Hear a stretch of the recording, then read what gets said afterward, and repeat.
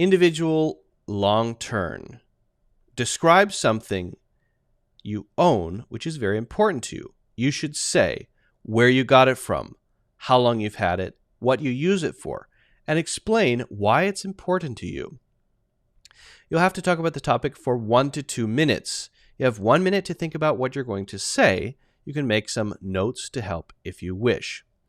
Now, I think what they're looking for here for a good score is, did you include everything?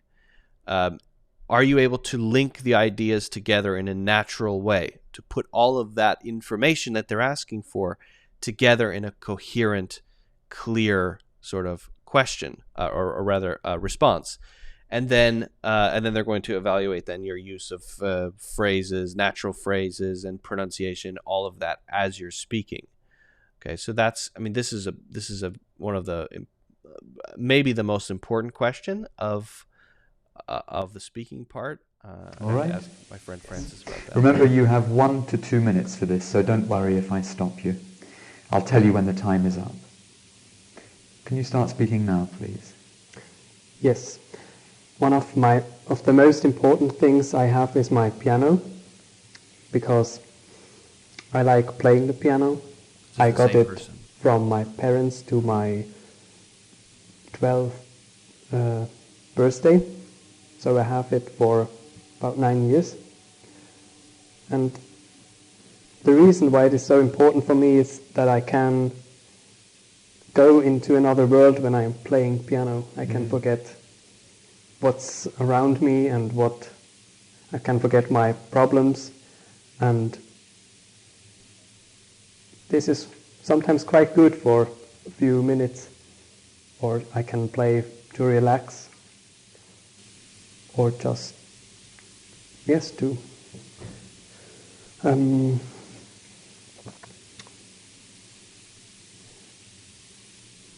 relax and to think of something completely different.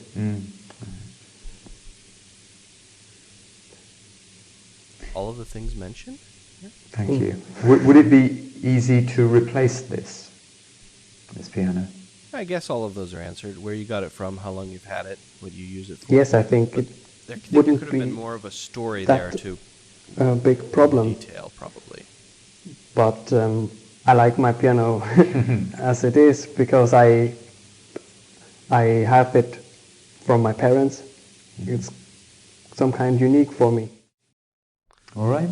So there they might be looking for using more advanced vocabulary to say something like, I've had this piano since my parents gave it to me, and I would never replace it because it has real sentimental value to me.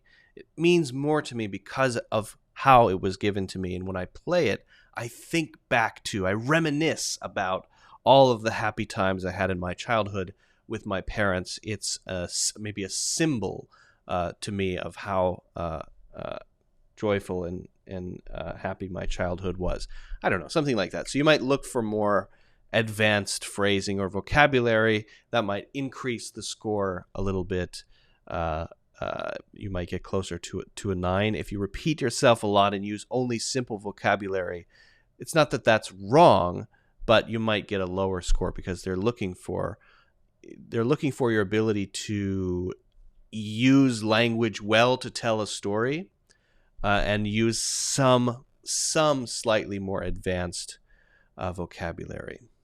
Okay, so for that question, what I would do, I recommend using the outline for part 2. So let me open part 2 here again, and we'll look at it and see how I would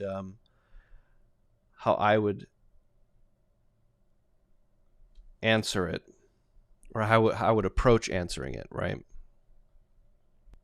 So the question again is, describe something you own which is very important to you.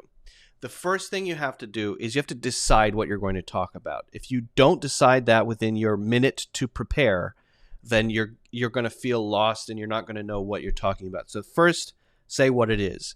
If you ever get a question that says, what is your favorite blah, blah, blah, or what is the most, if they said, what is the most important thing to you? Don't actually try to think about the most important thing. just pick anything that is important, because they're not checking whether it actually is the most. They have no way to measure mostness, right? They're only concerned about how well you express yourself, okay? So if you pick your piano, or if you pick your car, or if you pick your camera, whatever it is, doesn't matter as long as you're able to explain and justify it, okay? So something you own, which is very important to you. I'm going to pick my house. Okay, my first thing, my house.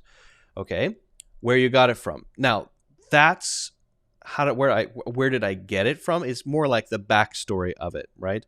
How long have you had it? And then what you use it for.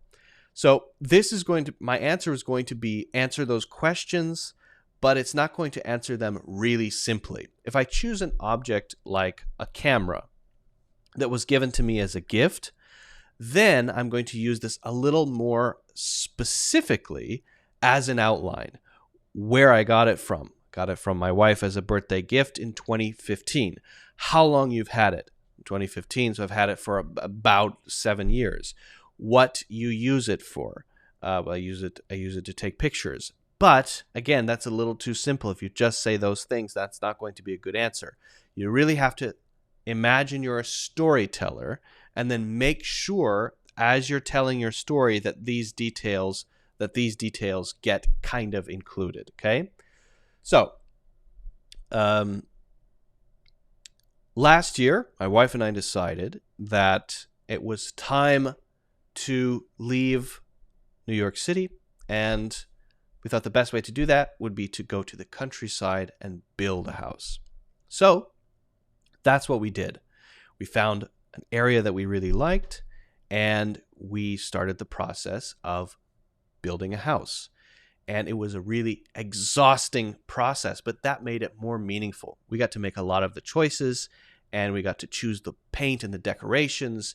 We got to design a lot of it and make individual purchases, which made the house then more unique and more special to us. We've only been living there for a few months, but it already feels like a sanctuary for our family. It already feels like a special place to hide away from the rest of the world. So we spend a lot of our time there. We like to go outside and walk around. We like to watch TV. We like to hang out in the living room. We like to cook together. It's really a home base, and that's what makes my home truly special to me. So that would be my answer to this question. I did hit these points, right? But in a way that was folded into the story. And I tried to use a few words like sanctuary to try to show that I'm able to use higher level vocabulary and phrases, although there's no rule about which one you have to use, right? If that makes sense. I could do another answer that was a little simpler about the camera, but I think that's probably enough. I don't know. I might not even get a 9 on that one. Maybe an 8.